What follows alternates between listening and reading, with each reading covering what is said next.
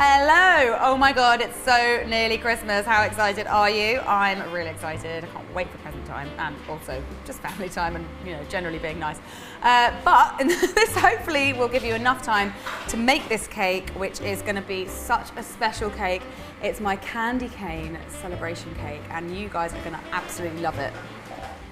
So this cake is essentially whatever cake you want it to be, whatever flavour sponge you want to make, just make 4 layers of it. I've just done a 6-inch as well, and I have crumb coated it and filled it already, and it's been in the fridge for about an hour, just chilling out so that it's nice and ready for the decoration. And this decoration is all the rage at the moment. It's the super duper stripy style. I don't know if that's the actual technical word, but it's where you use one of these, which is a kind of, what are we calling this? Not really quite zigzaggy. What is it like? A comb, yeah, but it's like a castle. It's just like a castle. We use this to make the stripes, and it's like really cool technique. So I'm just going to show you that now. So I'm going to start by using some vanilla buttercream, which I've made already, and you can go ahead and click on the link up there to see my masterclass video, so you know how to make delicious vanilla buttercream as well. So the first thing to do is to give it a nice generous coating of this lovely vanilla buttercream, just in the normal way, but not worrying too much about getting it super duper smooth.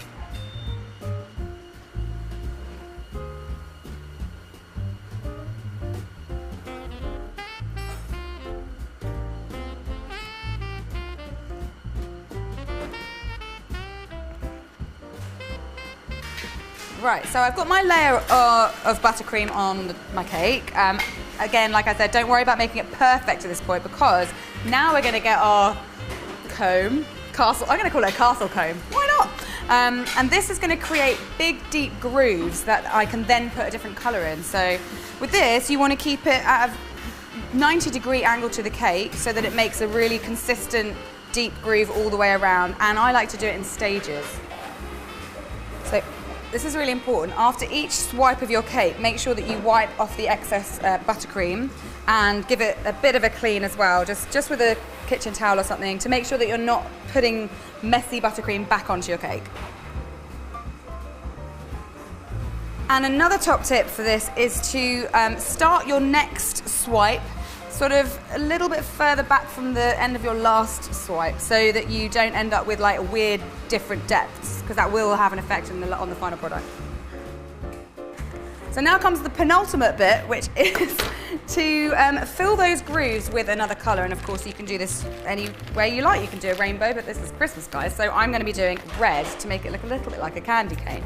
So I've got my red buttercream here in a piping bag, just with a small amount cut off the top. And now carefully, and with an even amount of pressure as possible, I'm going to fill these holes as carefully as possible too. So what you don't want is to change the pressure in your hand and have like a big blobby bit in one bit and a thin bit in another, because when you tidy this up, you're going to end up with bald patches, and you don't want that. So try and keep your hand and your squeeze steady.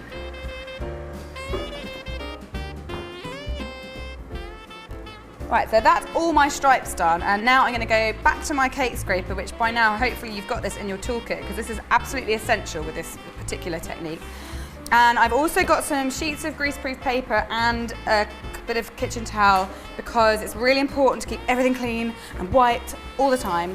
So I'm going to basically smooth this out, taking off layer by layer, so that eventually the stripes will be revealed.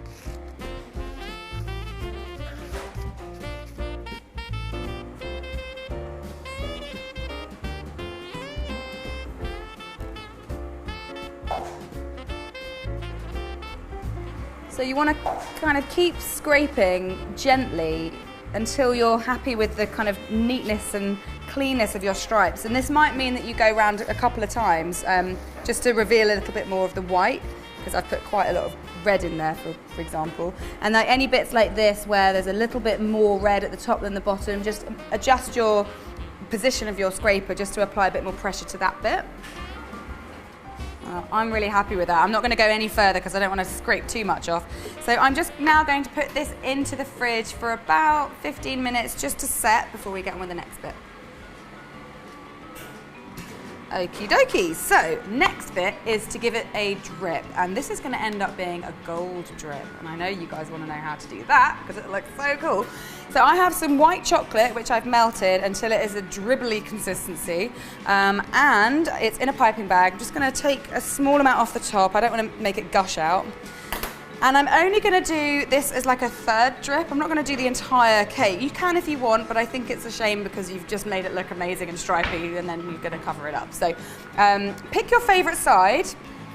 This is my favourite side. So I'm going to start from the middle of my favourite side basically. So, and then just go about a third of the way back.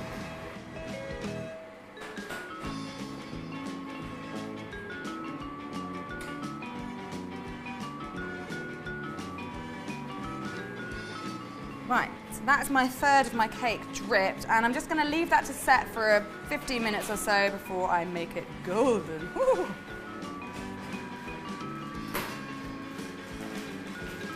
Right, this is the moment when this drip becomes golden. Unfortunately, it isn't as simple as just melting gold luster dust with chocolate and then dribbling it. Wouldn't that be nice? But so this is actually a process which takes a little bit of time, and it's just to paint the white chocolate drips with gold paint. And the gold paint I'm going to be using is made from gold luster dust with a tiny bit of vodka. So I'm going to start by mixing a little bit in at a time, and you don't want it to be too loose because if it's too thin, you're only going to get a tiny bit of sheen on it. You want it to be sort of not pasty, not drippy, somewhere in between.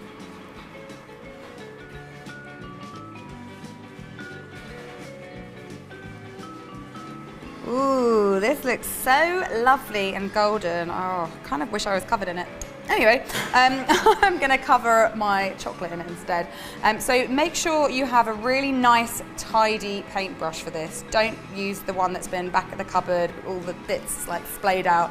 It needs to be very, very, very precise, and it does take a long time. So I'm actually going to ask for some help. No. Nikki, please. Help me. You remember Nikki. So Nikki is going to help me paint this guy. Yeah, here we go. Have a dip. Oh, thanks.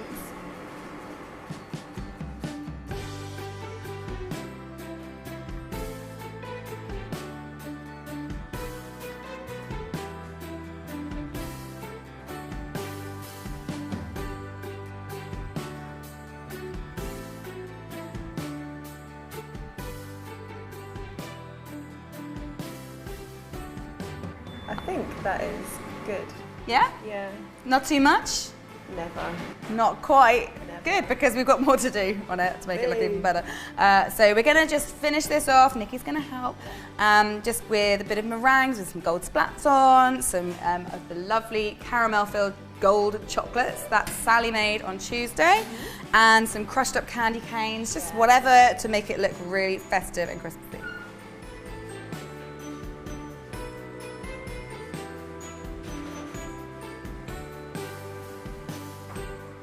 We done? Yeah, I love it. I love it too. It's so, so fun and festive, and you guys are gonna love making this, I think. So please do, make it for Christmas. Make it for your friends and your family. And we will be back next week after Christmas. So in the meantime, have a fantastic day with your friends and fam.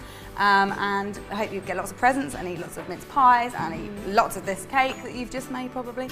And we'll see you next week. Merry Christmas! Merry Christmas! I want a chocolate. I want one too.